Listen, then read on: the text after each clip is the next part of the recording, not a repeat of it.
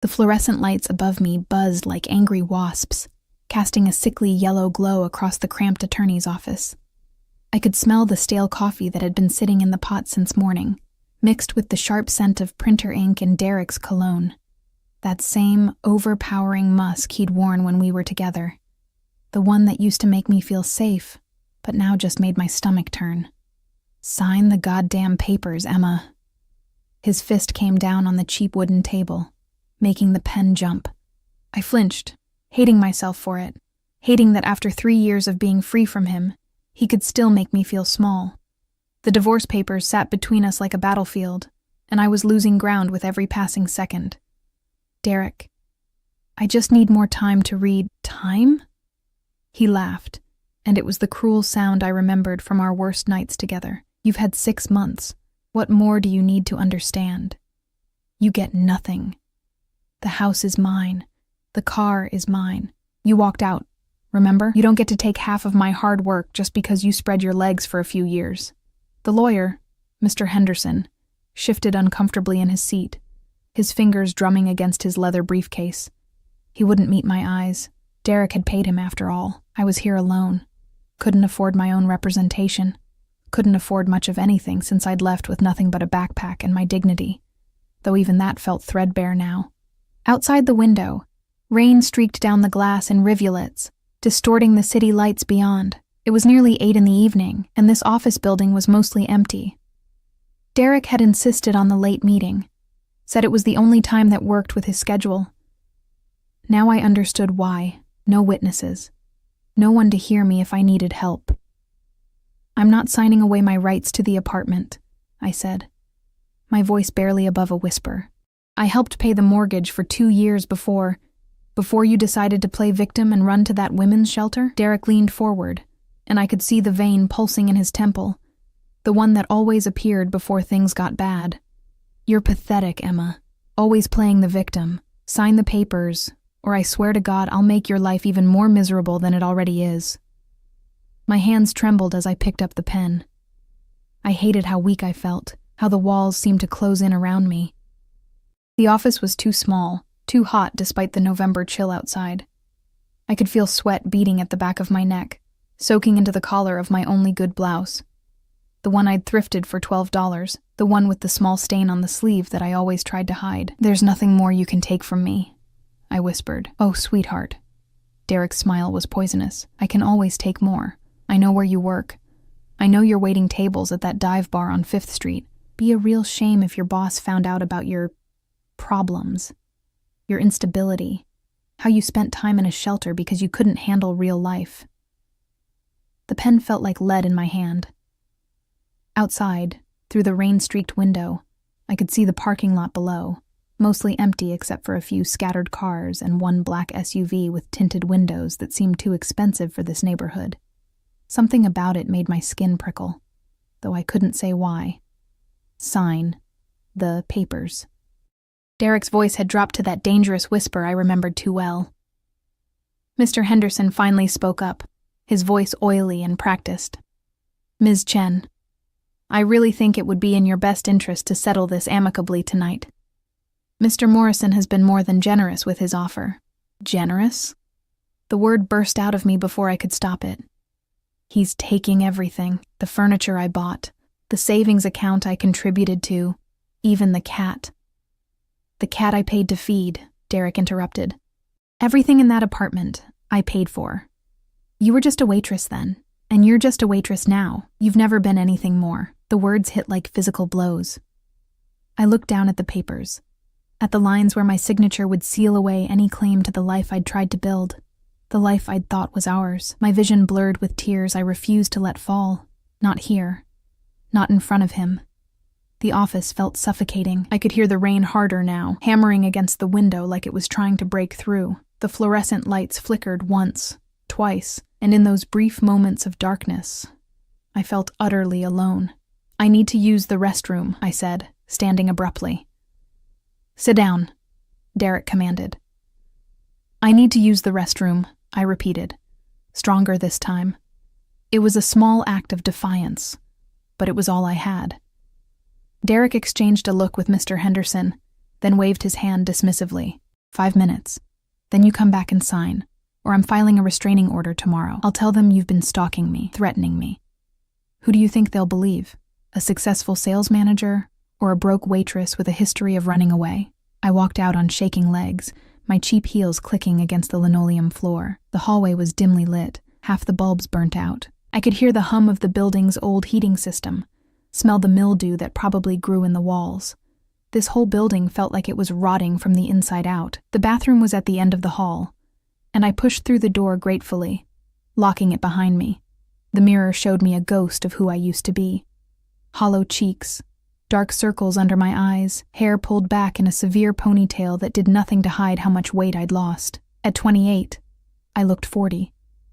I turned on the faucet, letting the cold water run over my wrists, an old trick to calm my racing heart, but it wasn't working. Nothing was working. I was trapped, and Derek knew it. If I didn't sign, he'd make good on his threats. He'd get me fired, ruin what little reputation I had. Maybe even... No. I couldn't think about that. Couldn't let my mind go to those dark places where memories lived that I'd tried so hard to bury. I dried my hands on the rough paper towels, trying to steel myself for what I had to do. I'd sign the papers. I'd walk away with nothing, again. At least I'd be free of him. At least... The bathroom door rattled violently. "Time's up, Emma." Derek's voice was muffled, but clear. "Get out here now!" My hands gripped the edge of the sink. Just a few more seconds. Just a few more breaths. "I said now!" I opened the door to find him standing there, too close, invading my space the way he always had. His breath smelled like whiskey. Of course he'd been drinking. That's when he was worst. "I'm done playing games with you," he said, grabbing my arm. His fingers dug into my skin, and I knew there would be bruises tomorrow. There were always bruises. "You're going to sign those papers, and then you're going to disappear from my life. Understand?" He dragged me back down the hallway. I stumbled in my heels, trying to keep up, trying not to fall. "Mr." Henderson stood in the doorway of his office, watching with the blank expression of someone who'd decided this wasn't his problem. "Derek, please, you're hurting me. I'll show you hurt if you don't." The elevator dinged. It was such a small sound, barely audible over Derek's angry breathing and my own thundering heartbeat, but something about it made us both freeze.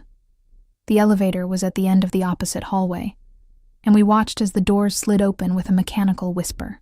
A man stepped out. Even from a distance, even in the dim lighting, I could see he was different from anyone I'd ever encountered in this shabby building. His suit was black, perfectly tailored to a frame that spoke of both power and danger. The fabric moved with him like liquid shadow as he walked, each step measured and deliberate. He was young, maybe early 30s, with dark hair styled with casual precision and a face that belonged in magazines or movies, all sharp angles and classical beauty.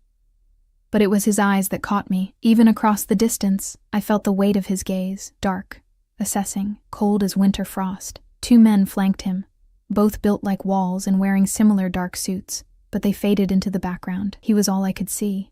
The scent reached me before I could process what was happening. Expensive cologne, something with notes of bergamot and cedar, undercut with something else, something dangerous. It cut through the stale office air like a knife. Derek's grip on my arm loosened slightly. I felt him tense beside me, some animal instinct recognizing a bigger predator. The man walked toward us with unhurried confidence, and I noticed details in fragments. The gleam of a watch that probably cost more than I'd make in 5 years. The perfect Windsor knot of his tie, the way his hands hung loose at his sides in a way that somehow suggested violence held in check. "Gentlemen." His voice was smooth, accented with something I couldn't quite place. Old money, perhaps, or old world. "I believe this floor is closed for the evening." Mr. Henderson cleared his throat. "We have an appointment. We're just finishing up some business. Your business is concluded." It wasn't a suggestion. The 2 men behind him moved slightly, a subtle shift that made the temperature in the hallway seem to drop 10 degrees. I saw Mr. Henderson pale, saw him actually take a step back into his office. Derek, however, puffed up with false bravado. "Look, buddy, I don't know who you think you are, but this is a private matter. So why don't you and your boyfriends get back in your elevator and..." The stranger's eyes moved to Derek, and whatever he saw there made Derek's words die in his throat. The silence that followed was suffocating. Then those dark eyes shifted to me. I felt pinned beneath that gaze, like a butterfly under glass. He studied my face with an intensity that made my skin flush. Took in Derek's hand, still gripping my arm. The tears I hadn't quite managed to hide, the way I held myself. Small. Trying to disappear. Something flickered across his expression. Something that looked almost like recognition. Though I'd never seen this man before in my life. I would have remembered. You don't forget a face like that, a presence like that. Remove your hand from her. The words were quiet, conversational even, but they carried absolute authority. Derek laughed, but it sounded nervous. This is my wife. Ex-wife, I whispered, finding my voice from somewhere deep inside. Ex-wife. The corner of the stranger's mouth lifted in something that wasn't quite a smile. Ex-wife, he repeated. And somehow when he said it, it sounded like a declaration of freedom. His eyes moved back to Derek. I will not ask again. Derek let go of my arm as if I'd burned him. He stepped back, trying to maintain his dignity, but I could see the fear creeping into his expression. This is harassment. I'll call the police. Please do. The stranger's voice held dark amusement. I'm certain they would be very interested in the bruises forming on Ms. He looked at me expectantly. Chen, I breathed. Emma Chen. Ms. Chen's arm. He said my name like he was tasting it, rolling it around in his mouth to test the flavor, and perhaps interested in the contents of Mr. Henderson's safe, which I believe contained several falsified documents for other clients. Mr. Henderson made a strangled sound. How do you... I make it my business to know things. The stranger took another step closer, and I caught that scent again. Expensive. Intoxicating. Undercut with gunpowder and something metallic that my hindbrain recognized as danger. Now, Ms. Chen, did you want to sign those papers? Everyone was looking at me, Derek with barely contained rage. Mr. Henderson with desperate hope that this would all go away, the two bodyguards with professional disinterest. And him, this beautiful, terrifying stranger, with something in his eyes I couldn't name. My voice cracked. I don't know. Then you don't sign. He said it like it was the simplest thing in the world. Not tonight. Not until you're certain. She doesn't have a choice, Derek started. The settlement will wait. The stranger's voice cut through Derek's protests like a blade. Or it won't. Frankly, I don't care about your settlement, Mr. Morrison. But I do care about women being coerced into signing legal documents while clearly under duress. He glanced at Mr. Henderson. I believe that's grounds for the Bar Association to review your license, counselor. The threat hung in the air, crystal clear. Derek's face was turning red. Who the hell do you think you are? The stranger smiled then, and it was the most terrifying thing I'd ever seen. Beautiful and cold and absolutely merciless. Someone you don't want to know. One of the bodyguards stepped forward, and I noticed the telltale bulge under his jacket. Derek noticed too. The color drained from his face. We're leaving, Derek said quickly, grabbing his briefcase. This isn't over, Emma. You'll be hearing from my lawyer, a real lawyer. No, the stranger said softly. She won't. Something in his tone made it clear this wasn't a debate. Derek hesitated, looked like he wanted to argue, but Mr. Henderson was already gathering papers with shaking hands, clearly desperate to escape. They left together, practically running to the stairs rather than waiting for the elevator. And then I was alone in the hallway with three strangers who felt infinitely more dangerous than my ex-husband ever had. The man in the black suit turned to me, and his expression softened slightly. Though softened was relative. He was still intimidating as hell, still radiated power and danger, but something in his eyes was almost gentle. Are you all right, Ms. Chen? The question, asked in that smooth voice with what seemed like genuine concern, broke something inside me. I started to shake, the adrenaline finally catching up with me. My knees felt weak. I don't know what just happened. You were about to make a mistake. He took a step closer, and I should have been afraid, but somehow I wasn't. May I see your arm? I held it out without thinking, and his fingers, surprisingly gentle, pushed up my sleeve to reveal the angry red marks that were already darkening to purple. His jaw tightened, a muscle ticking beneath that perfect skin. "How long?" he asked quietly. "How long what? How long has he been hurting you?" The question was so direct, so intimate coming from a complete stranger, that I couldn't lie. 3 years together, 3 years apart. Tonight was the first time since I left that he touched me again. Those dark eyes lifted to mine, and I felt caught in their depths, drowning in something I didn't understand. It will be the last time. It wasn't a promise. It was a statement of fact, delivered with such absolute certainty that I believed him. "I should go," I whispered, though I had no idea where I would go. Back to my studio apartment with its broken heater and thin walls. Back to my life of scraping by, always one emergency away from disaster. "I'll have my driver take you home." "I can't. I don't even know who you are." He smiled again, and this time it reached his eyes, warming them slightly. "My name is Damien Castellano. And I've been looking for you, Emma Chen." The word sent ice down my spine. "What?" "Not you specifically," he clarified, though something in his expression suggested otherwise. "But I knew the moment I saw you in that window," he gestured to Mr. Henderson's office, "that you needed help. Call it instinct. And you just help random women in office buildings?" "No," he said simply. "I don't." The admission hung between us, heavy with implications I was too exhausted and confused to unpack. One of the bodyguards cleared his throat softly, and Damien glanced at him before returning his attention to me. "It's late. You're shaking. Let me at least ensure you get home safely." He paused. No obligations, no expectations, just a ride home. Every instinct I had screamed that this was dangerous, that men like him, whoever he was, didn't do anything without expecting something in return. But I was so tired of being afraid, so tired of being alone, and something about the way he looked at me made me feel, for the first time in years, like I mattered. "Okay," I whispered. His smile was triumphant and possessive, and should have terrified me. It didn't. The elevator descended in silence, broken only by the soft hum of machinery and my own unsteady breathing. I stood between the two bodyguards while Damien faced the doors, his reflection sharp in the polished metal. Even in that distorted mirror, he was striking, all clean lines and controlled power. I shouldn't have gotten in this elevator, shouldn't have agreed to anything, but Derek's fingerprints still burned on my arm, and the alternative was walking back out into the rain alone, taking the bus to my empty apartment where the walls were so thin I could hear my neighbor's television until 2 a.m. "Your arm," Damien said without turning around. "We should have ice on it."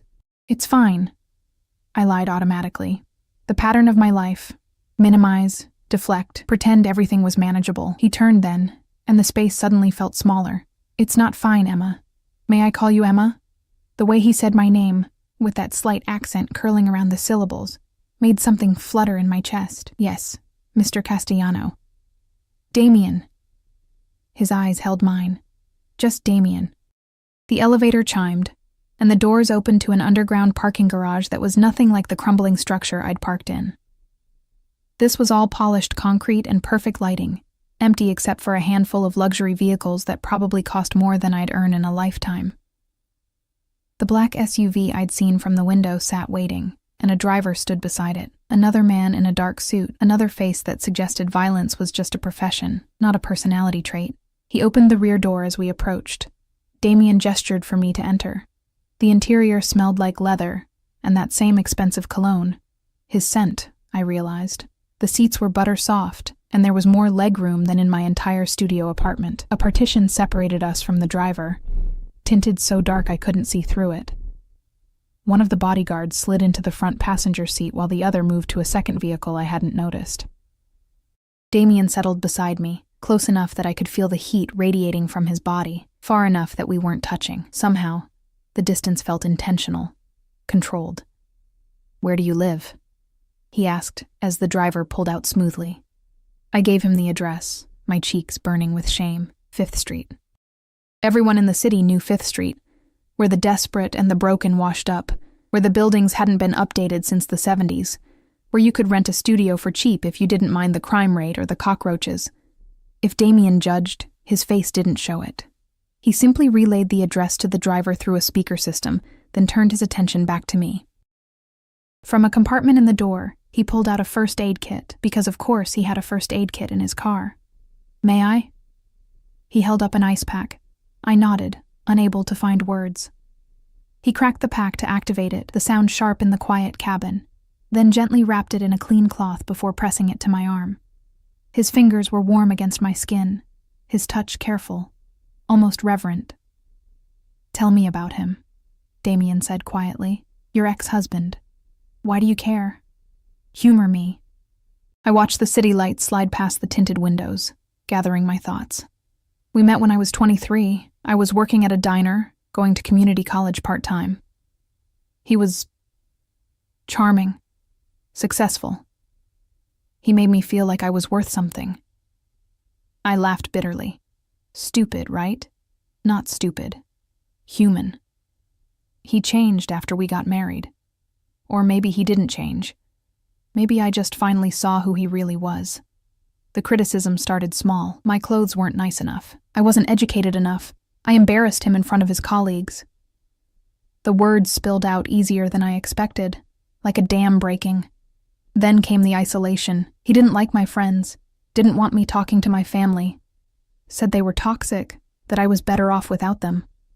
Damien's jaw tightened, but he said nothing, just held the ice pack steady against my bruised skin.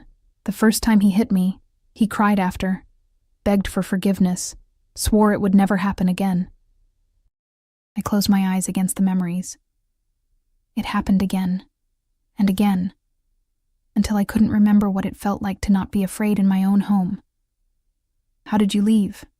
A woman at the diner, Rosa, the cook. She noticed the bruises I tried to hide. She got me in touch with a shelter. I left with nothing but a backpack while he was at work. Filed for divorce from a borrowed phone. I opened my eyes, looking down at the ice pack. That was 3 years ago. He's been fighting it ever since, dragging it out, making it expensive so I couldn't afford a lawyer. Tonight was supposed to be the end of it. "It will be," Damien said, and again there was that absolute certainty in his voice. "But on your terms, not his. You don't understand. I can't afford—" "You can now." I pulled away slightly, suddenly wary. "I can't accept money from you. I don't even know you." "You don't know me yet," he corrected, a slight smile playing at his lips. "But you will." He removed the ice pack, examining my arm with a critical eye. "The bruising will be worse tomorrow. You should photograph it. Document everything from tonight. The coercion, the threats, all of it. Why? Because men like Derek Morrison need to understand there are consequences for their actions." His eyes met mine, and I saw something dangerous lurking in their depths. And I am very good at delivering consequences. The way he said it sent a shiver down my spine. Not fear, exactly, but awareness. This man was not safe. Whatever world he operated in, it wasn't the one I knew. Yet here I was, sitting in his vehicle, letting him tend to my wounds, feeling more protected than I had in years. "Who are you, really?" I whispered. "You're not just some good Samaritan who happened to be in that building." "No," he agreed. "I'm not." "Are you going to tell me?"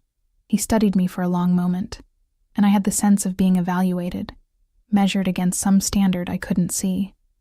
Finally, he said, "I'm a businessman, Emma. I deal in investments, acquisitions, problem solving. I have resources and connections that most people don't." It was the truth, but not the whole truth.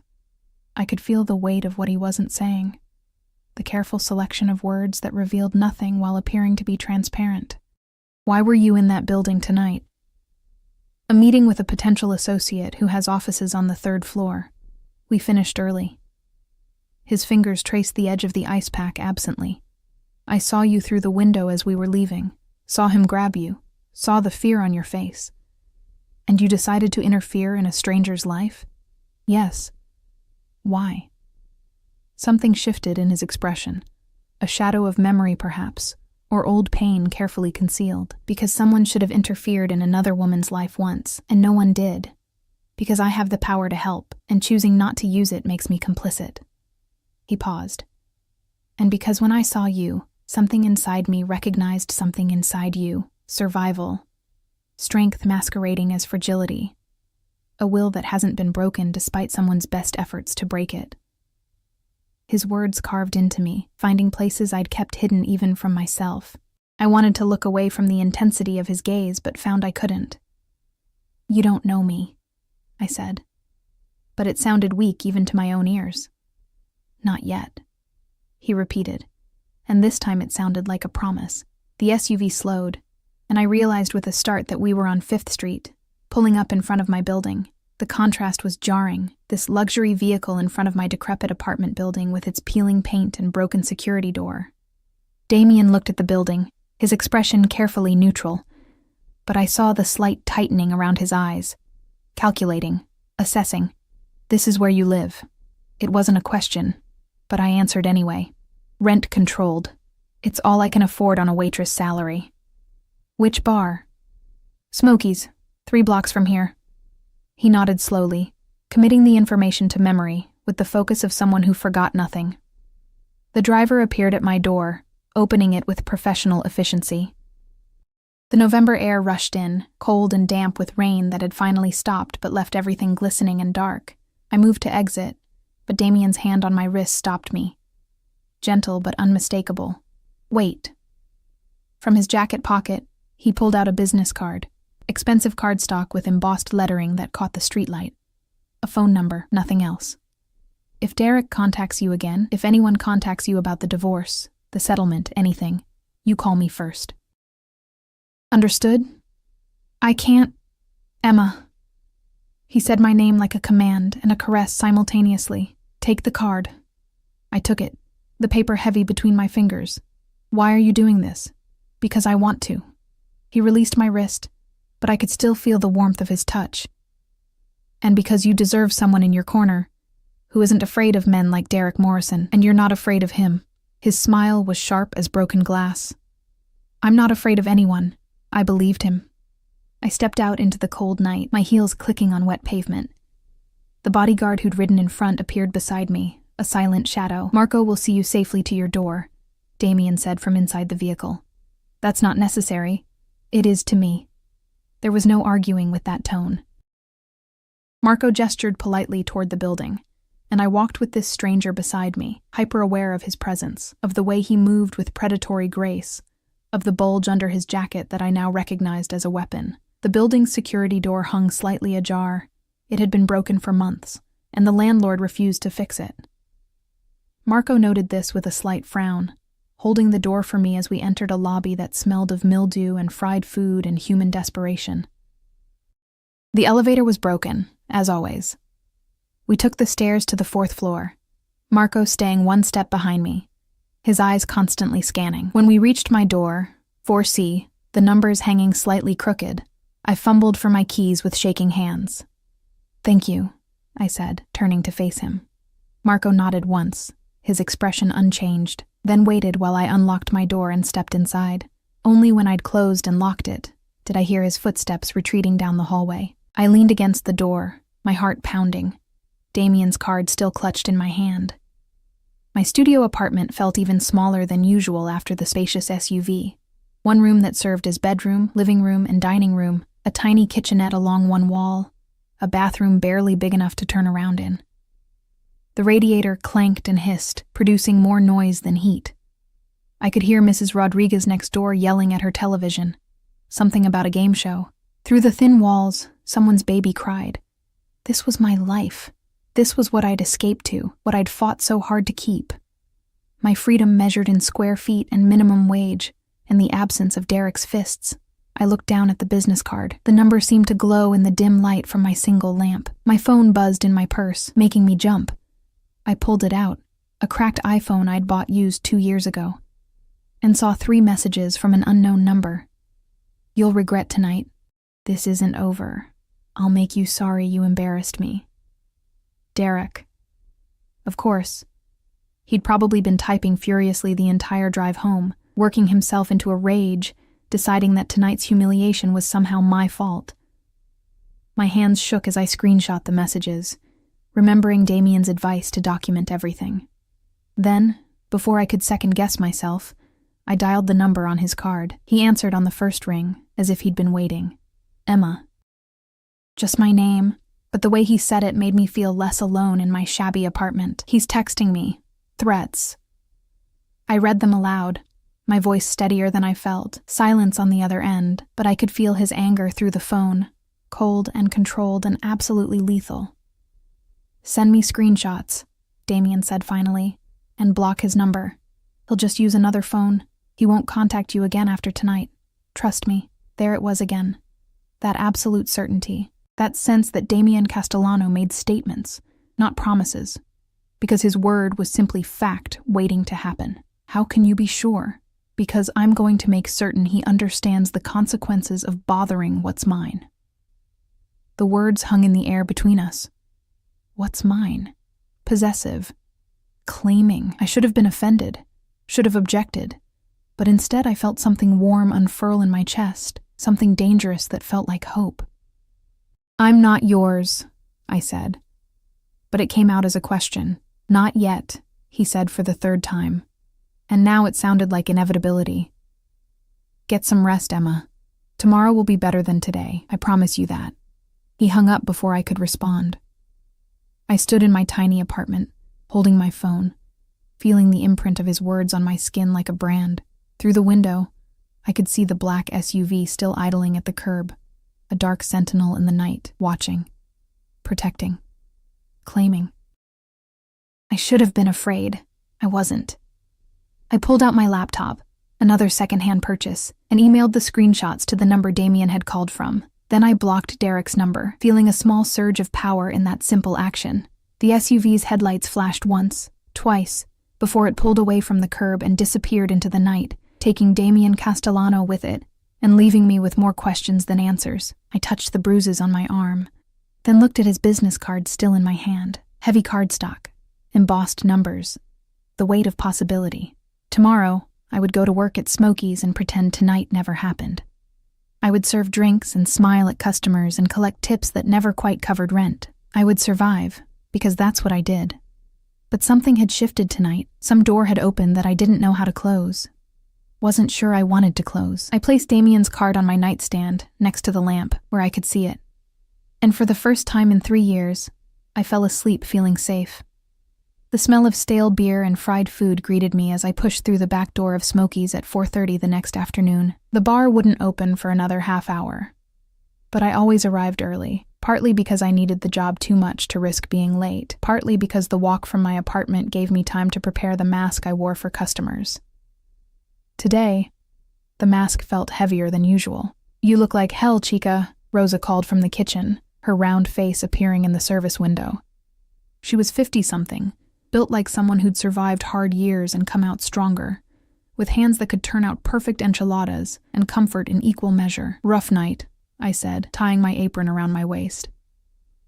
The black fabric hid the cheap slacks I'd thrifted, the white button-down that had seen better days. My uniform of invisibility. Derek? Her voice sharpened with concern. He wanted me to sign the papers. I didn't. I busied myself with checking the bar stock, counting bottles I'd counted 100 times before. Anything to avoid her knowing eyes. Good. That pendejo doesn't deserve to take anything more from you. She paused. But that's not what has you looking like you saw a ghost. I touched my arm unconsciously, where the bruises had indeed darkened overnight into an ugly purple-black canvas. I'd covered them with a cardigan despite the bar's perpetual warmth, couldn't bear to see them or explain them. I met someone, I said finally. Rosa's eyebrows shot up. A man? It's not like that. He just helped me. With Derek. The explanation felt inadequate. Couldn't capture the intensity of Damien's presence, or the way he'd looked at me like I was something precious and breakable and worth protecting. Helped you how? Before I could answer, my phone buzzed in my pocket. I pulled it out, expecting spam, or maybe my landlord demanding rent that wasn't due for another week. Instead, I found a message from an unknown number. Good morning, Emma. I trust you slept well. A lawyer will contact you today regarding your divorce proceedings. Her name is Catherine Walsh. She's the best. Don't worry about payment. It's handled. D. My breath caught. A lawyer. The best. Payment handled. Emma? Rosa's voice seemed to come from far away. You okay? You just went pale. Another message appeared. Also, Derek Morrison will not be contacting you again. Ever. The certainty in those words, even typed on a screen, sent a shiver through me. What had Damien done? What kind of man could send a text message at 4:30 in the afternoon and make promises that sounded like prophecies? I have to make a call, I said, already moving toward the back alley where I could have privacy. The November air bit through my cardigan as I stepped outside, but I barely felt it. My fingers trembled as I pulled up Damien's number, already saved in my contacts, though I didn't remember doing it. Maybe I'd done it last night in that hazy space between sleep and consciousness, when his voice still echoed in my head. He answered immediately. Emma. That voice, smooth as whiskey, dark as sin. Did you receive my messages? You can't hire me a lawyer. I can't accept that. You can, and you will. No room for argument. Catherine is already reviewing your case. She'll call within the hour. Damien, I don't understand what's happening. Why are you doing this? Silence stretched between us, filled only by my harsh breathing and the distant sound of traffic. When he spoke again, his voice was softer, almost gentle. Because you needed help, and I have the means to provide it. Because Derek Morrison deserves to lose everything he tried to take from you. Because...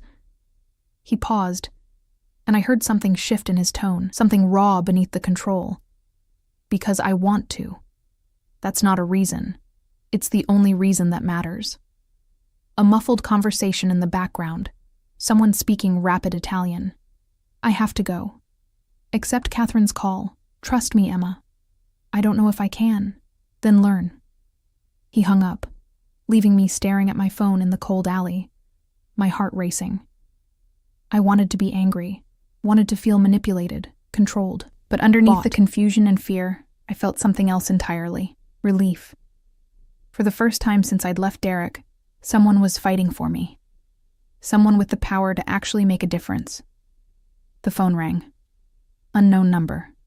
I answered. Ms. Chen, this is Catherine Walsh. I believe we have some legal matters to discuss. Her voice was crisp, professional, the kind that commanded boardrooms and courtrooms with equal ease. I leaned against the brick wall, trying to steady myself. Mr. Castellano hired you. Mr. Castellano retained my services on your behalf, yes. I've reviewed the documentation from your attempted settlement last night. Quite the circus, from what I understand. Mr. Henderson should be reported to the bar, and will be by end of business today. The casual competence in her voice was almost dizzying. I can't afford... That's not your concern. Your concern is answering my questions honestly, so I can build the strongest case possible. Now, shall we begin? For the next 20 minutes, I stood in that alley and told Catherine Walsh everything. The marriage, the abuse, the isolation, Derek's financial manipulation, last night's coercion. She made efficient notes, asked pointed questions, never once made me feel like I was anything less than a client who deserved her full attention. I'll have preliminary papers filed by tomorrow morning, she said finally. Mr.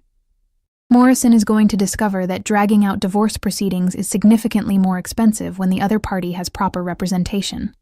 I expect we'll have a settlement within 6 weeks. One that's actually equitable. 6 weeks? I'd been fighting for 3 years. 6 weeks, she confirmed. I don't lose, Ms. Chen, ever. She hung up, leaving me staring at my phone like it might contain answers to questions I didn't know how to ask. I went back inside to find Tony, the bar owner, already setting up for opening. He was 60, built like a retired boxer, with a face that had seen every kind of trouble and decided most of it wasn't worth the effort. You're distracted today, he observed, pulling a case of beer from the cooler. Sorry, Tony. Won't happen again. Didn't say it was a problem, just an observation. He studied me with shrewd eyes. Those bruises on your arm, your ex? I'd forgotten to adjust my sleeve. The cardigan had shifted during my conversation, exposing the edge of Derek's handiwork. I quickly covered it. It's handled. Good. Because if it wasn't, I know people. Everyone in this neighborhood knew people. It was how you survived. Networks of mutual protection. Favors owed and paid. The informal economy of the desperate and determined. Actually handled this time, I assured him. I have a lawyer now. His eyebrows rose. Yeah. That's good, Emma. You deserve someone in your corner. The bar filled slowly as evening approached. Regulars mostly, people who came for cheap drinks and cheaper company, who knew my name and left decent tips and didn't ask questions about bruises or broken dreams. I fell into the rhythm of it, pouring beers and mixing simple cocktails, smiling and chatting and pretending everything was normal, except nothing was normal anymore. At 7:30 the door opened, and 3 men walked in wearing suits that didn't belong in Smokies. I recognized the type immediately. Corporate, expensive, probably slumming it on a dare or looking for some working-class authenticity to tell stories about later. They sat at the bar, and I approached with my customer service smile firmly in place. What can I get you, gentlemen? The one in the middle, late 30s, wedding ring, cologne that cost more than my rent, looked me up and down in a way that made my skin crawl. Well, aren't you a pretty little thing? What's your name, sweetheart? Emma. And you? Does it matter? He leaned forward, invading my space. How about 3 whiskeys, top shelf, and your phone number? I kept smiling even as revulsion coiled in my stomach. I can definitely handle the whiskeys. His friends laughed, and I turned to pour their drinks, feeling his eyes on me the entire time. This was part of the job, deflecting, demurring, keeping tips coming while maintaining boundaries. I'd gotten good at it. I set their drinks down, and wedding ring caught my wrist. Come on, beautiful. Just a number. I promise I'm a lot more fun than whatever loser you're going home to. Please let go of my wrist. Don't be like that. The lady asked you to let go. The voice came from behind me, deep and familiar, and carrying enough authority to make wedding ring's grip loosen immediately. I turned to find Damien Castellano standing there, Marco at his shoulder, both of them looking catastrophically out of place in Smokey's dim interior. Damien wore another perfect suit, charcoal this time, with a black shirt and no tie. He looked like violence dressed in Italian wool, like money and power and danger all wrapped in one devastating package. Every head in the bar had turned, conversations dying as people instinctively recognized a different species of predator. Who the hell are you? Wedding ring demanded, trying to recover his bravado. Damien's eyes moved to him, cold and assessing. Someone you don't want to antagonize.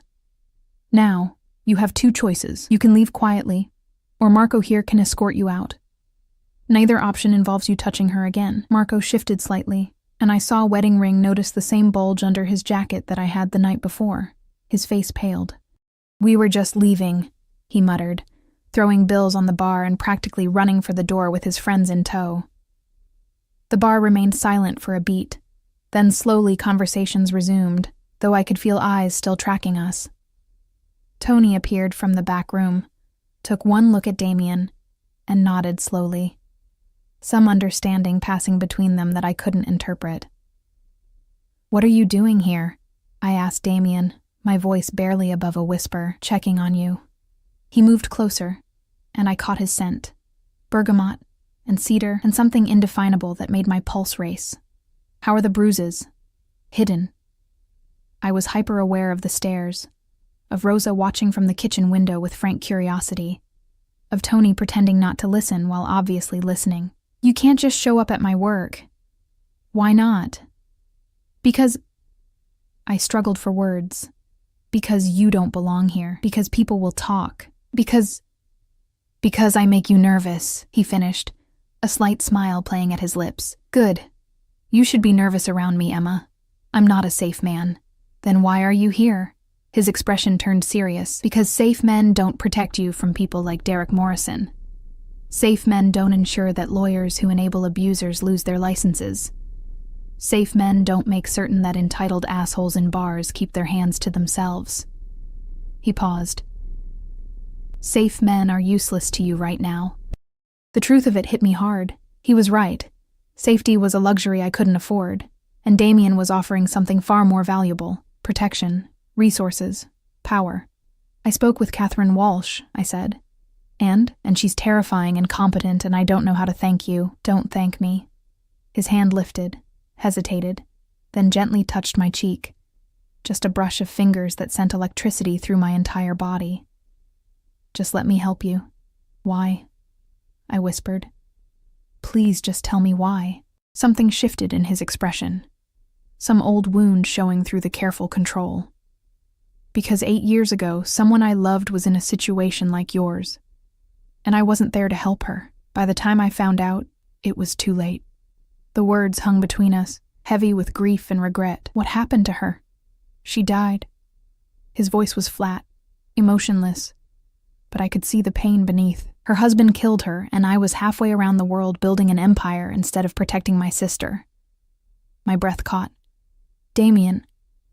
"So yes, Emma, I'm helping you because I can. Because I have the power and resources and connections that I didn't have 8 years ago. I'm helping you because every time I see a woman in trouble, I see Sophia. And maybe if I save enough people, eventually I'll stop seeing her face every time I close my eyes." The raw honesty of it broke something open inside me. I understood now. The intensity, the certainty, the possessive protection. This wasn't about me. Not really. It was about a ghost he couldn't save and a guilt he couldn't shed. But somehow, that made it more real. More honest. "I'm sorry," I said softly. "Don't be." He withdrew his hand, the moment of vulnerability passing as quickly as it had appeared. "Just let me do this. Let me help." Tony approached, wiping down the bar near us. "Everything good here, Emma?" "Yes," I said, not taking my eyes off Damien. "Everything's fine." "Good. Because closing time's in 4 hours and you still have customers." It was a polite dismissal, and Damien recognized it. He nodded to Tony with something like respect, then turned back to me. "I'll have Marco stationed outside until your shift ends. He'll ensure you get home safely." "That's not necessary." "It is to me," he said, echoing last night's words. "Humor me, Emma. Please." The please did it. Such a simple word, but coming from a man who clearly wasn't accustomed to asking for anything, it felt like a gift. "Okay," I agreed. His smile was devastating. "Good. I'll call you tomorrow." He left with Marco, and the bar seemed darker after their departure, like they'd taken all the oxygen with them. I stood there, my cheek still tingling from his touch, my heart hammering against my ribs. Rosa appeared at my elbow. "Okay, now you're telling me everything." "I don't even know where to start." "Start with who that man is and why he looks at you like you're the only person in the world." I glanced toward the door where Damien had disappeared. "I have no idea. But that was a lie. I knew exactly why he looked at me that way. I was his second chance, his redemption, his way of saving the sister he'd lost. The question was, what did that make me? 3 weeks passed in a blur of shifting realities. Catherine Walsh was a force of nature. She filed motions, sent threatening letters, and somehow convinced Derek's lawyer that continued obstruction would result in consequences neither of them wanted. The divorce proceedings that had dragged on for 3 years suddenly moved with terrifying efficiency. Derek tried to fight back. Of course he did. But every attempt was met with immediate, overwhelming legal response. When he tried to claim I'd abandoned marital property, Catherine produced bank statements showing his gambling debts that he'd hidden during our marriage. When he claimed I was mentally unstable, she had 3 psychologists ready to testify about patterns of abuse and gaslighting. It was like watching a masterclass in controlled destruction, but it wasn't just Catherine. Strange things kept happening, small miracles that I couldn't explain but suspected had Damien's fingerprints all over them. The broken security door in my building was suddenly repaired. My landlord, who'd ignored maintenance requests for years, abruptly fixed my heating and had the entire apartment repainted. When I asked why, he'd muttered something about new management company and refused to make eye contact. My hours at Smokey's mysteriously improved. Better shifts, better tips. And Tony started paying me under the table for consulting that consisted of me doing my normal job. The extra money meant I could actually eat something other than ramen and day-old bread from the discount bakery. And every night, without fail, Marco appeared outside Smokey's at closing time to walk me home. I protested at first, insisted it was unnecessary, invasive, too much. Marco simply waited patiently through my objections, then fell into step beside me with the inevitability of a shadow. After the first week, I stopped arguing. Damien himself I saw rarely. Brief visits to the bar, always professional, always careful to maintain distance even as his eyes tracked my every movement. Phone calls that stretched late into the night. His voice in the darkness talking about everything and nothing. He asked about my day, my dreams, what I wanted from life beyond mere survival. No one had ever asked me that before. I don't know, I'd admitted one night, curled up in my newly painted apartment with the radiator actually producing heat. I used to want to finish college, study literature, maybe teach. But that was a lifetime ago. It doesn't have to stay in the past. His voice was thoughtful. What's stopping you? Money, time, the fact that I'm 28 and would be starting over. Those are excuses, not reasons. The certainty in his voice made me smile despite myself. Not everyone has unlimited resources, Damien. No, he agreed, but you have access to mine. I can't. We've had this conversation. You can, and eventually you will. A pause, and I could almost see him in my mind, sitting in whatever office or apartment he occupied, probably still wearing a suit at midnight, his face illuminated by city lights. I'm patient, Emma. I can wait until you're ready to accept help. Why are you patient with me? The question slipped out before I could stop it. You're clearly not a patient man in general. His laugh was dark and genuine. No, I'm not. I've built my life on taking what I want when I want it. But with you, he trailed off, and I held my breath, waiting. With you, I find myself willing to wait, willing to let you come to me in your own time. It's unsettling.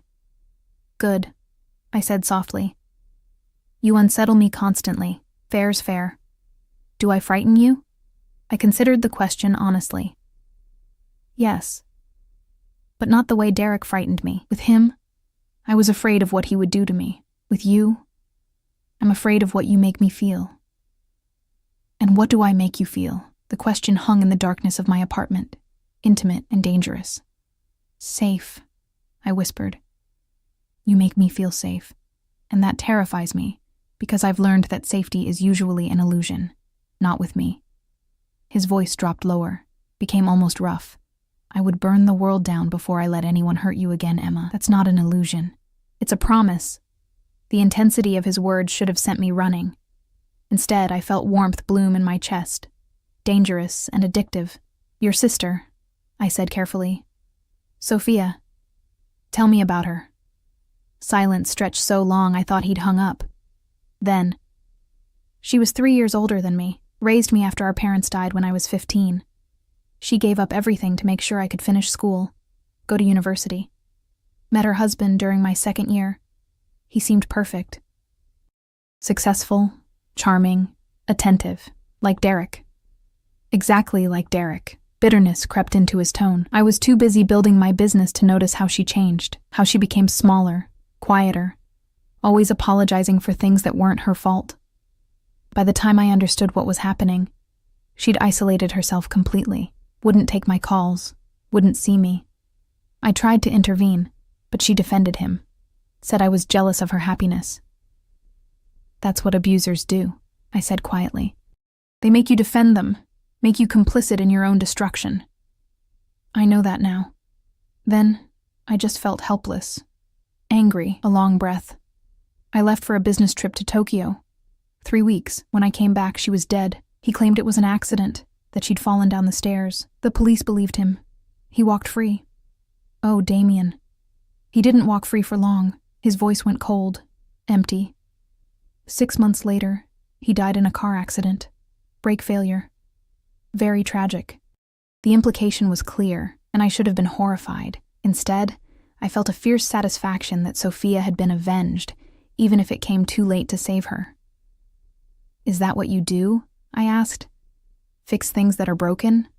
Deliver justice when the system fails? Among other things. He paused. Does that bother you? It should, I admitted, but no, it doesn't. Good. I could hear the smile in his voice, because I'm not going to stop, Emma. Not for you, not for anyone. The world is full of people like Derek Morrison, and the legal system moves too slowly to protect their victims. Someone has to fill that gap, even if it makes you a criminal. I'd rather be a criminal who saves lives than a law-abiding citizen who does nothing while people suffer. The moral absolutism should have troubled me. But I'd lived through 3 years of marriage, where the law did nothing to protect me, where restraining orders were just paper and police reports vanished into bureaucratic black holes. I'd learned that justice and legality weren't always the same thing. "When's your next court date?" Damien asked, changing the subject smoothly. "Friday. Catherine says Derek's going to accept the settlement. He doesn't have a choice. She's threatening to subpoena his business records, and apparently there are some discrepancies he doesn't want examined too closely." "Good." Satisfaction colored his tone. "And after?" "After what?" "After the divorce is final." "What then, Emma?" The question felt weighted with possibility. "I don't know. Keep working, I guess. Save money. Maybe look into night classes." "You could do more than that." "Damien, just think about it," he said. "You have options now.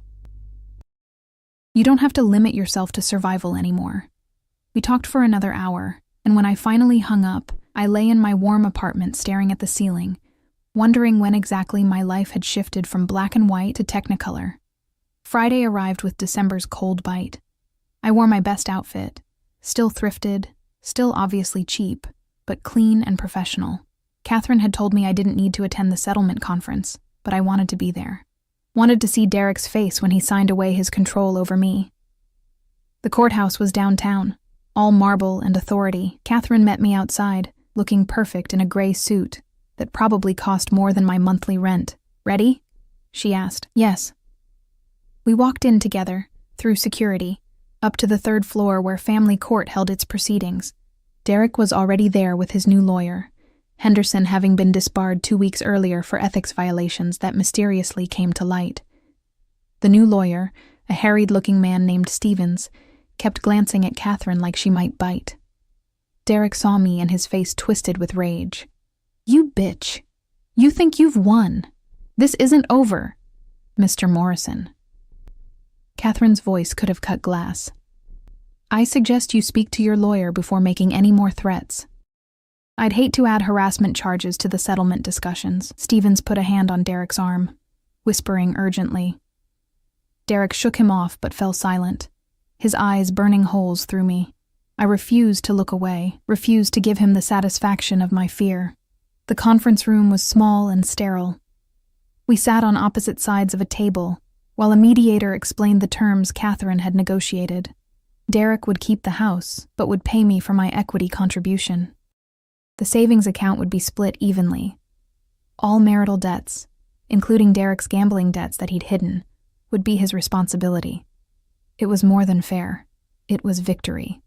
"Sign it," Stevens urged Derek quietly. Derek's hand shook as he picked up the pen. "You're going to regret this," he said to me. "You think your new boyfriend can protect you forever? I know people too. I know—" He stopped mid-sentence, his face going pale. I followed his gaze to the conference room door, where Marco had appeared, silent and imposing. He didn't say anything, didn't move, just stood there as a reminder of exactly who was protecting me and what kind of resources they had. Derek signed the papers, Catherine witnessed, the mediator notarized, and just like that, 3 years of legal warfare ended. I walked out of that courthouse a free woman, truly free, for the first time since I was 23 years old. Marco walked beside me to the street, where the familiar black SUV waited. The door opened, and Damien stepped out. He wore a black suit and gray tie, his hair slightly tousled by the December wind, and when he saw me, his expression transformed into something fierce and proud and possessive. "It's done?" he asked. I nodded, not trusting my voice. "Then we celebrate." He gestured to the SUV. "Please." I should have said no. Should have maintained boundaries, kept distance, protected myself from whatever this was becoming. But I was exhausted and exhilarated and so tired of being alone. I got in the car. Damien settled beside me, and the door closed, cocooning us in leather and expensive cologne and possibility. The driver pulled into traffic smoothly. "Where are we going?" I asked. Somewhere we can talk without interruption. His hand found mine, fingers intertwining, and the touch sent electricity up my arm. I have a proposition for you, Emma, and I want you to really listen before you refuse. What kind of proposition? He turned to face me fully, his dark eyes intense. Move in with me. The words hung in the air like a grenade with the pin pulled. What? Your apartment is adequate, but barely. You work too hard for too little money at a job that doesn't appreciate you. You have dreams you're not pursuing because you're stuck in survival mode. He spoke with absolute certainty, like this was already decided. I have a penthouse with multiple bedrooms, a housekeeper, security, everything you could need. Move in. Let me provide for you while you figure out what comes next. I can't just... You're talking about being a kept woman. I'm talking about giving you space to breathe. His thumb traced circles on my palm, distracting and intimate. No strings, Emma. Your own bedroom, your own space. You can quit Smokies or keep working if you prefer. You can enroll in classes, pursue your degree, anything you want. All I ask is that you let me help you build a life instead of just surviving one. Why? The question came out as a whisper. Why do you care this much? Because I can't seem to stop caring. His free hand lifted to cup my cheek, and I leaned into the touch without thinking. Because when I see you, I see strength and resilience and beauty that's been beaten down but never broken. Because you deserve more than a studio apartment with a broken heater and a job that doesn't value you. Because... He paused, his expression turning vulnerable in a way I'd never seen. Because I'm halfway to obsessed with you, Emma Chen. And I'm not fighting it anymore. My breath caught. Damien. I know it's too much, too fast. I know I should be patient, give you time, let you come to this decision on your own. But I'm not a patient man, and I want you safe and cared for, and mine. The last word came out rough, possessive. So I'm asking, begging, if I have to, move in with me. Let me take care of you. Please. The please undid me, just like it had at the bar. I looked into his eyes and saw hunger and need, and something deeper, darker, more intense. He wanted to possess me, protect me, own me in ways that should have sent me running. But I'd spent 3 years in a cage. Derek had locked me away and beaten me down, and tried to break me. Damien was offering a different kind of cage, a gilded one, lined with silk and safety, with doors I could open if I chose. The difference was choice, agency, power. I need time to think, I said finally. Disappointment flickered across his face, but he nodded. How much time? A day. Let me process everything that happened today. Let me sit with this offer and really consider it. One day, he agreed. But Emma, I should tell you something. What? His smile was dark and beautiful and completely unapologetic. I always get what I want. Always. And I want you. So think carefully, because I'm not accepting no as a final answer. I'm just accepting it as not yet. The words should have angered me, should have triggered every warning bell about controlling men and possessive behavior. Instead, they made heat pool low in my belly and my pulse race. Because this wasn't Derek's control, brutal and diminishing, designed to make me small. This was Damien's control, fierce and protective, designed to make me safe, and maybe, just maybe, I was tired of being strong alone. I didn't sleep that night. My newly painted apartment felt smaller than ever, the walls closing in despite the working heat and fixed windows. I paced the limited floor space, wearing a path between the kitchenette and the bed, turning Damien's proposition over in my mind like a puzzle I couldn't solve. Move in with me. 3 simple words that represented a chasm I wasn't sure I could cross. On one side, independence hard-won through blood and tears, self-reliance forged in the fires of survival, the knowledge that I could make it alone even if barely. On the other side, Damien Castellano with his dark eyes and darker promises, offering safety and comfort, and something that felt dangerously like belonging. My phone sat on the nightstand, silent. He'd promised to give me a day, and true to his word, he hadn't called or texted, but I could feel his presence anyway, like gravity pulling at me from across the city. At 3 a.m, I gave up on sleep and made coffee with the expensive grounds that had mysteriously appeared in my cupboard 2 weeks ago. Another gift I hadn't asked for, but couldn't bring myself to refuse. The brew was rich and dark, nothing like the cheap instant I'd survived on for years. Everything Damien touched transformed into something better, including me. I caught my reflection in the window. Still thin, still tired, but different somehow. My eyes held something they hadn't in years. Not quite hope, but not quite despair either.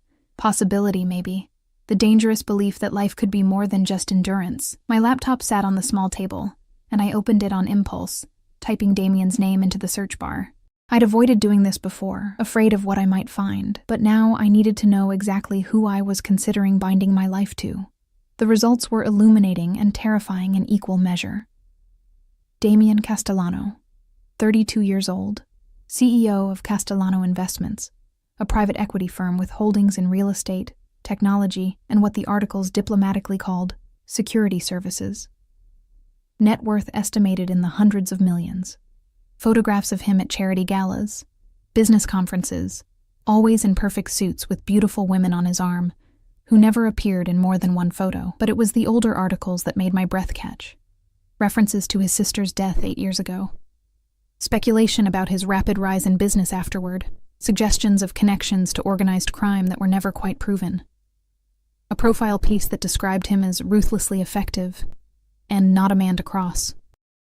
One article from an Italian newspaper, run through translation software, was more explicit. Castellano operates in the gray spaces between legal and illegal, wielding power through both legitimate business and less savory connections.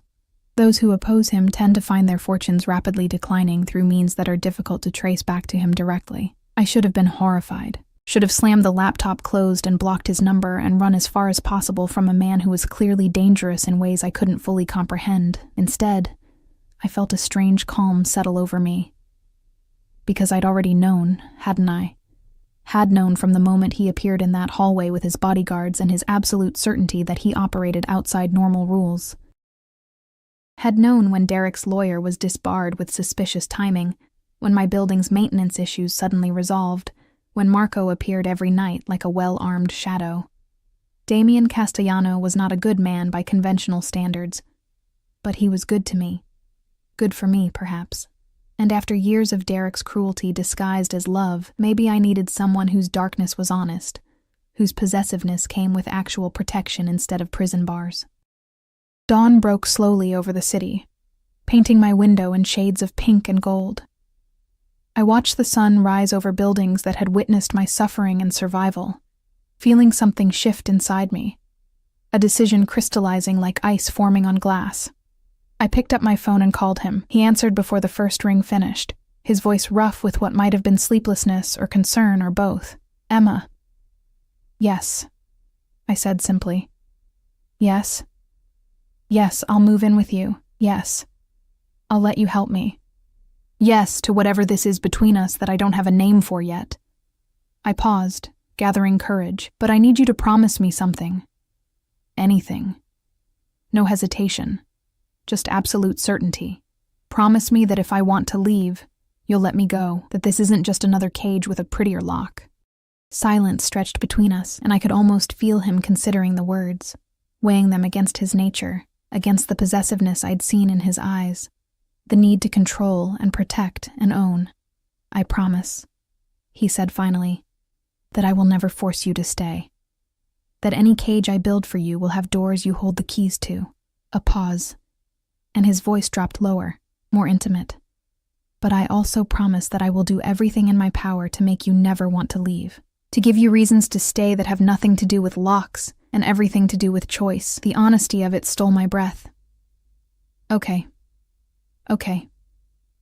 I could hear the smile in his voice, the triumph. "I'm sending Marco to you now. Pack what you want to bring. Anything you don't want to carry will have moved later." "Damien," I just agreed. "Can I have a few hours too? I've waited 24 hours, which is approximately 23 hours and 59 minutes longer than I wanted to wait. I'm not waiting anymore." The command in his voice sent shivers down my spine. "Pack, Emma. You're coming home." Home. The word echoed in my mind as I hung up, foreign and familiar at once. I looked around my studio apartment, at the peeling paint that had been covered but still showed through, At the furniture I'd collected piece by piece from thrift stores and street corners, at the life I'd built from nothing with bleeding hands and stubborn will. It had been enough to survive, but maybe I was ready for more than survival. I packed quickly, efficiently. Clothes that mostly weren't worth keeping but held memories of hard-won independence. Books I'd collected from dollar stores and library sales. A photograph of my mother, dead now for 5 years, who'd never known about Derek's abuse because I'd been too ashamed to tell her. A few pieces of cheap jewelry that meant something only to me. Everything I owned fit into 2 suitcases and a backpack. 28 years of life, reduced to luggage I could carry alone. Marco arrived within 30 minutes, appearing at my door with his usual silent efficiency. He took my bags without comment, his expression neutral as always. But something in his eyes suggested approval. The SUV waited downstairs, Damien in the back seat. He stepped out as I approached, and the December morning seemed to warm in his presence. He wore casual clothes, jeans, and a black sweater that probably cost more than my monthly rent. And he looked younger, more approachable, though no less dangerous. "Hi?" I said, suddenly shy. "Hi." His smile was genuine, reaching his eyes. "Ready?" "I think so." He took my hand, lacing our fingers together in a gesture that was becoming familiar, and guided me into the SUV. Marco loaded my bags into the trunk, and we pulled away from 5th Street for the last time.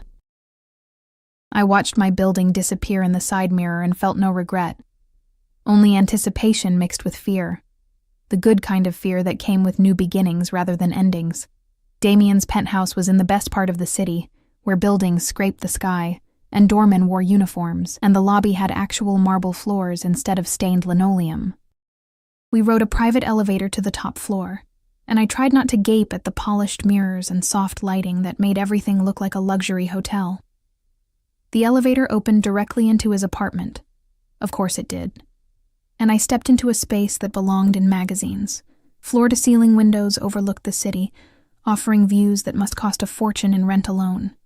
The living room was all clean lines and expensive furniture, art on the walls that might have been original, a kitchen with appliances I didn't know the names for. Everything was in shades of black and gray and white, masculine and sophisticated and utterly unlike anywhere I'd ever lived. "Your room is this way," Damien said, guiding me down a hallway. He opened a door to reveal a bedroom that was larger than my entire studio apartment. A king-sized bed dominated the space, dressed in soft gray linens. Windows offered more impossible views. A door led to a private bathroom with a tub big enough to swim in, and a shower with multiple heads. "This is too much," I whispered. "This is the smallest bedroom," he said, amusement coloring his tone. "My room is at the other end of the hall. You'll have complete privacy, Emma. This is your space. And the strings you mentioned not having." He turned to face me fully, his expression serious. "I won't lie and say I don't want you in my bed. That I don't think about it constantly. Imagine what you'd look like in my sheets, what sounds you'd make when I touch you." Heat flooded my cheeks, and his eyes darkened with satisfaction. "But that happens when you decide, if you decide. Not before. And if I never decide," pain flickered across his face, quickly masked, "then I'll learn to live with wanting you and not having you. Because having you here, safe and cared for, is more important than satisfying my own desires." The honesty was devastating. I stepped closer, drawn by something I didn't fully understand. Attraction, yes, but also recognition. He'd been broken by loss just as I'd been broken by abuse, and we'd both rebuilt ourselves into people who knew how to survive, but not how to truly live. Maybe we could learn together. "Thank you," I said softly. "For all of this. For everything." "Don't thank me yet." His hand lifted to cup my cheek, thumb tracing my cheekbone with reverent gentleness. "I'm selfish, Emma. I want you here because it makes me feel better. Eases guilt I can't quite shed. I want to take care of you because it helps me sleep at night. This isn't purely altruistic." "I know." I leaned into his touch. "I'm selfish too. I'm here because I'm tired of struggling alone. Because your protection feels better than my independence. Because when I'm near you, I feel things I thought Derek had killed in me." "What things?" "Desire." The word felt dangerous on my tongue. "Want. The belief that maybe I deserve good things." His thumb moved to my lower lip, tracing it slowly. "You deserve everything good in the world. And I'm going to spend however long you let me proving that to you." The kiss, when it came, was inevitable. His lips were soft against mine, questioning rather than demanding, giving me space to pull away if I wanted. I didn't want to. I pressed closer instead, my hands fisting in his expensive sweater, and felt him groan low in his throat. The kiss deepened, his tongue tracing the seam of my lips until I opened for him. He tasted like coffee and dark promises, his hand sliding into my hair while the other settled at the small of my back, holding me against him. I'd kissed Derek thousands of times, but it had never felt like this. Like coming home and falling off a cliff simultaneously. Like safety and danger perfectly balanced. When we finally broke apart, both breathing hard, Damien rested his forehead against mine. "I should let you unpack," he said, though his hands remained on me, unwilling to let go. "You should. I should give you space to settle in, probably. I should be patient and gentlemanly, and let you come to me in your own time. That would be very considerate." He pulled back just enough to look into my eyes, and what I saw there made my pulse race. "I don't want to be patient or gentlemanly, Emma. I want to carry you to my bed and show you exactly how thoroughly you've destroyed my self-control." Heat pooled low in my belly. "Then why don't you? Because you deserve better than a man who can't wait. Because you've been rushed and controlled and coerced, and I refuse to be another man who takes what he wants without caring what you need." The restraint cost him. I could see it in the tension of his jaw, the tightness around his eyes. And that restraint, that obvious struggle against his own desires for my benefit, undid something inside me. "What if what I need," I said slowly, "is to feel wanted, to be with someone who chooses me not because he can control me, but because he can't help himself?" His eyes darkened to nearly black. "Emma, I'm choosing this, choosing you, not because I'm afraid or coerced or have no other options." I stepped back, pulling him with me toward the bed, but because for the first time in my life, I want something just for me, and what I want is you. The last thread of his control snapped. He kissed me again, harder this time, walking me backward until my legs hit the bed. We fell together onto soft sheets, and his weight above me felt nothing like Derek's had. Not crushing or threatening, but protective. Safe even in intensity.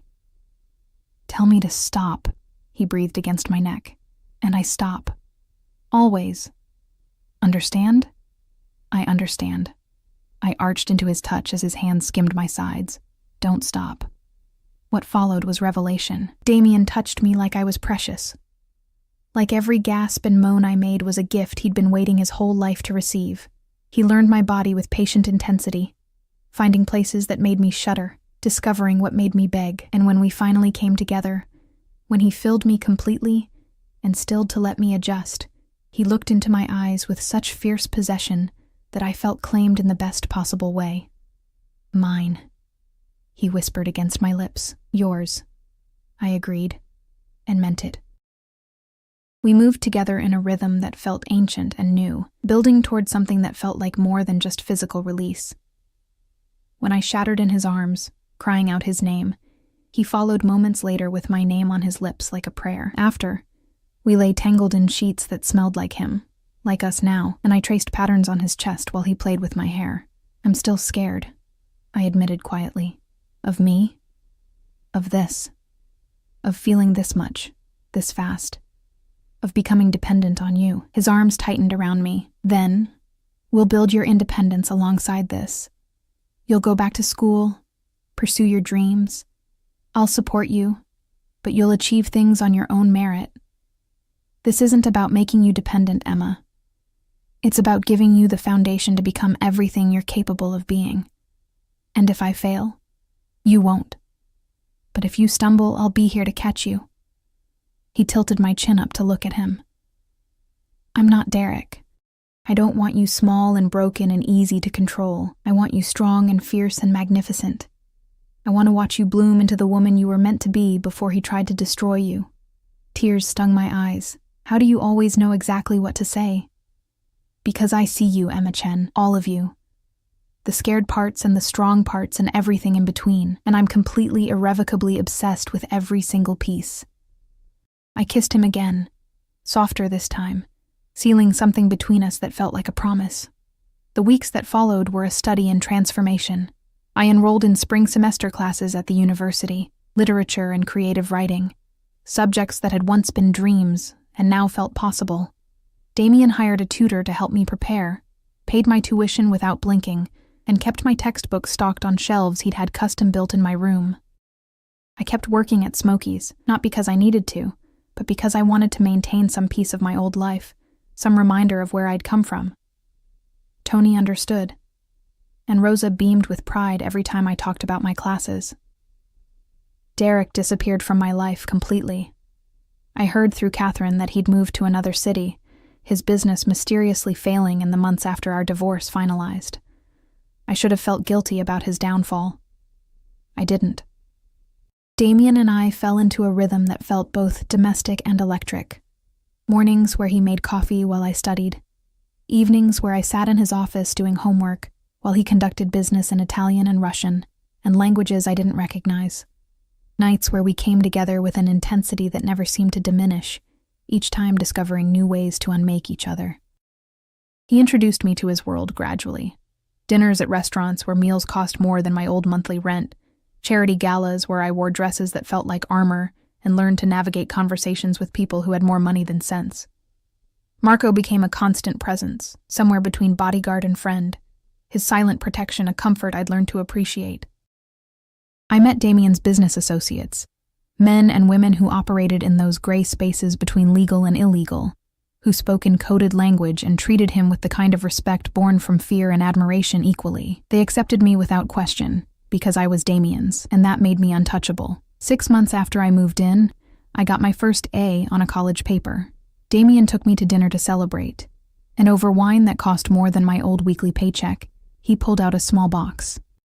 "It's not what you think," he said, seeing my eyes widen. "Open it." Inside was a key, simple, silver, unremarkable except for what it represented. "Key to what?" I asked. "Everything. The penthouse, my office, my safe houses across the city. Full access, Emma. No locked doors between us. No spaces you can't enter." His dark eyes held mine. "I told you I'd build you a cage with keys you hold. This is me making good on that promise." I took the key with trembling fingers, understanding the magnitude of what he was offering. Trust. Absolute and complete. "I love you," I said, the words spilling out before I could second-guess them. "I know it's complicated, and probably unhealthy, and definitely too intense. But I love you anyway." His smile was brilliant and rare and completely genuine. "I fell in love with you the moment I saw you in that hallway, terrified but refusing to break. I've loved you every day since, Emma. Obsessively, possessively, completely. Is that healthy? Probably not." He reached across the table to take my hand. "But I don't care about healthy. I care about you, about us, about building something that matters even if it doesn't fit conventional definitions. What are we building? A life, a future, a family maybe someday if you want that." His thumb traced circles on my palm. "I'm building you a world where you never have to be afraid again, where you can be strong and soft simultaneously, where you're protected and free in equal measure. That's a lot of pressure. You can handle it. You're the strongest person I've ever met." I laughed through tears I hadn't realized were falling. "I'm a mess, Damien. I have nightmares about Derek. I still flinch sometimes when doors slam. I'm in therapy 3 times a week trying to unpack years of trauma. And you're still here, still fighting, still growing stronger every day." He brought my hand to his lips, kissing my knuckles. "That's not being a mess, Emma. That's being a survivor, and I'm honored to witness it." We went home that night and made love slowly, tenderly, his hands reverent on my skin, and afterward, wrapped in his arms with the city lights painting patterns on the ceiling, I felt something I'd never expected to feel again. Complete. Not because he completed me. I was learning to complete myself, to find worth independent of anyone's validation. But because he complimented me, filled spaces I didn't know were empty, made me want to be better while accepting who I was now. A year after that night in the attorney's office, I stood in the university auditorium receiving my associate degree, the first of many steps toward the bachelor's I was determined to earn. Damien sat in the front row, Marco beside him, both of them looking absurdly out of place among the proud parents and supportive friends. When they called my name, Damien stood and applauded, his pride visible even from a distance. And when I walked across that stage, I thought about the woman I'd been. Broken, terrified, convinced she deserved nothing more than survival. That woman had been strong in ways she didn't recognize, had endured horrors and kept going. Had found the courage to leave when leaving felt impossible, but she'd also been alone. Now I had Damien, complicated, dangerous, obsessive Damien who loved me with an intensity that should probably concern mental health professionals, but instead made me feel cherished. I had resources and opportunities and the freedom to pursue dreams I'd buried. I had a future that looked nothing like my past. After the ceremony, Damien pulled me into his arms, kissing me thoroughly while Marco politely looked away, and other graduates' families pretended not to stare at the gorgeous, clearly wealthy man, claiming me so publicly. "I'm proud of you," he whispered against my lips. "I couldn't have done it without you." "Yes, you could have. It would have taken longer, been harder, but you would have found a way. That's who you are." He pulled back to look at me, his dark eyes soft. "But I'm glad I could make it easier. Glad I get to be part of your journey." "Where to next?" I asked. "Anywhere you want. The world is yours, Emma. You just have to decide what you want to take from it."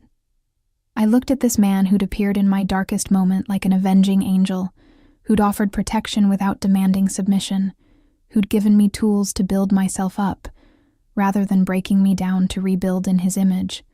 "I want everything," I said. "With you." His smile was triumphant. "Then everything is what you'll have." We walked out of that auditorium hand in hand, Marco trailing behind like a well-dressed shadow, and I felt the last piece of Derek's influence crumble away. I was Emma Chen, survivor, student, beloved. I was free, and I was finally, completely home.